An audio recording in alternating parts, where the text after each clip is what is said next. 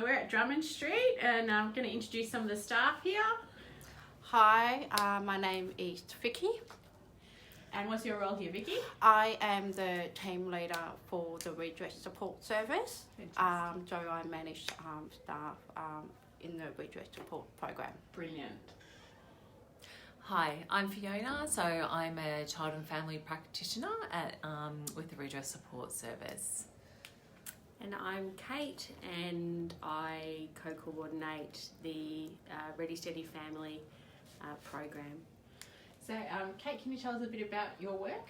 Yeah, it's Ready Steady Family is like an umbrella for 4 other programs. So within that Ready Steady Families, you've got parent support, and that is for the perinatal period. So then it's prenatal, postnatal, 0 to 12 months.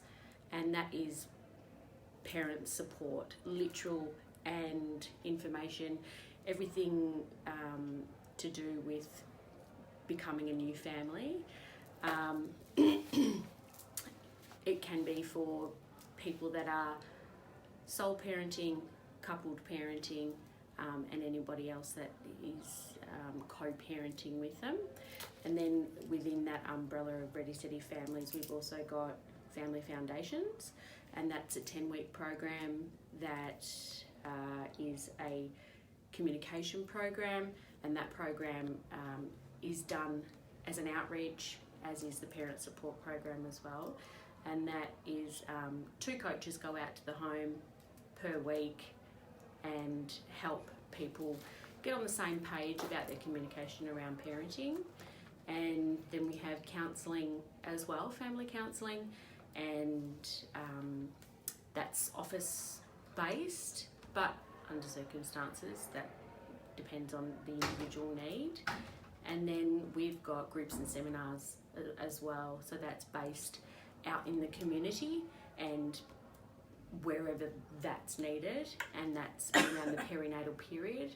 And everything else, it's with a mental health lens. So anyone that's struggling to come to terms with their new parenting role or parenting in general. Okay, great. And Fiona, are there any particular threads that you find in dealing with people? In my specific program? Yeah, in your program, Yeah, sure. Did you want me to sort of explain a little bit about what the program is? Yeah, that's fine. Yeah, no problem. I wasn't sure if it was kind of covered off there. That was all. No. Yeah, so it is separate. Different separate programs. Awesome. Sorry. No, that's okay.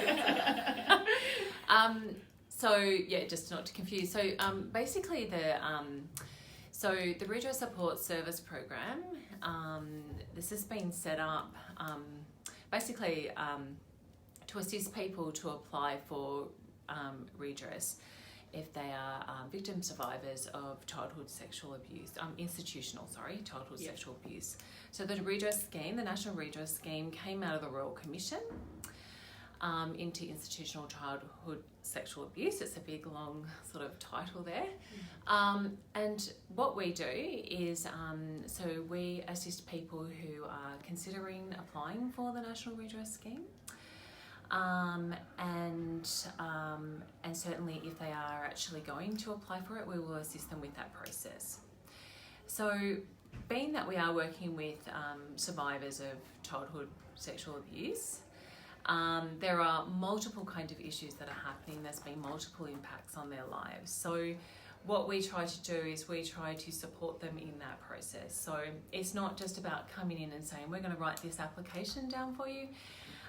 It's not that easy. So we're working with people who have, some pretty significant mental health issues.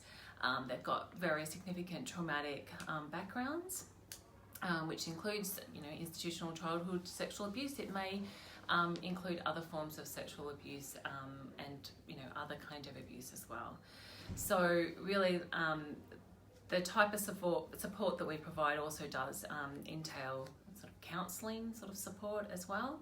And a lot of that for us and for our particular clients is around sort of safety and stabilisation, sort of assisting them to manage some of their symptoms and things like that. And then to also what you'll find is there will be other things that are happening. So there may be drug and alcohol issues, like I said, mental health issues. There may be homelessness issues going on. there may be identity sort of stuff happening. It's just basically looking really broadly at what's coming up for the person. You know, even things like there's a kind of connection and even with the NDIS, for example. So it really is about sort of working with where people are at around that sort of stuff. Yeah. And then the question that you mentioned before. Oh, that's okay. I think you kind of covered off through that, so it's fine. Did you want to add something to that? We also employed a family and loved one who we recognise that family members also supporting survivors. So we do acknowledging family members are also impacted by survivors of intentional child sexual abuse. So we employed a lived experience who is a family member. So that's also part of our work. Fantastic. And I just spoke to you off camera before about if you could wave a magic wand and have one really big change to the mental health system, what do you think that would be for you? I think the main important for a lot of what we face in the mental health system is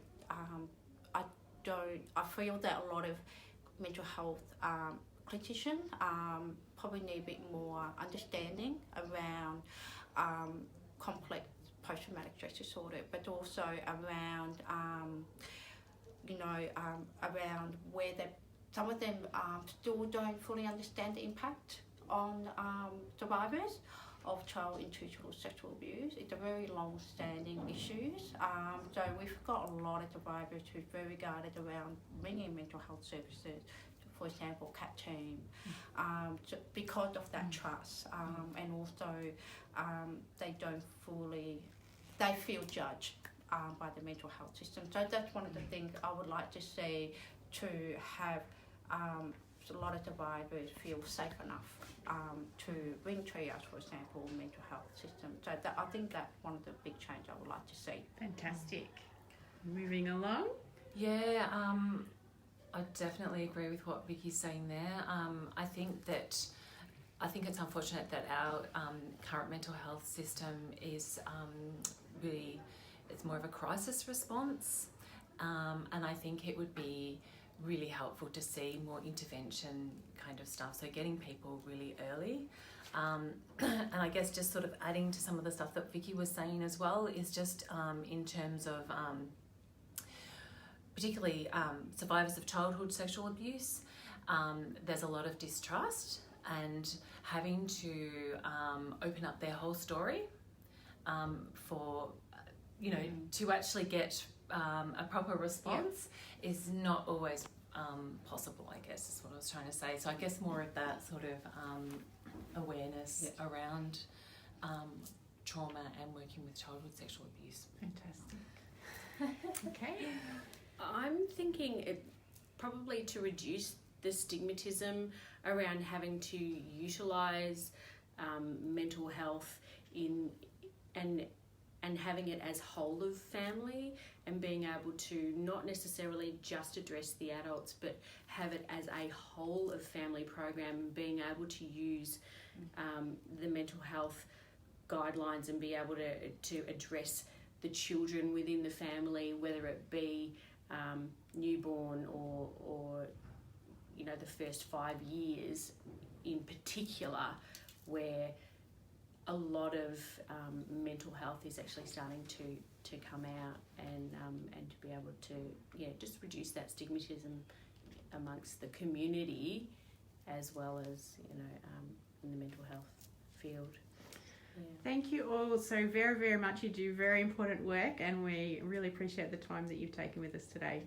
Thank you. Thank you.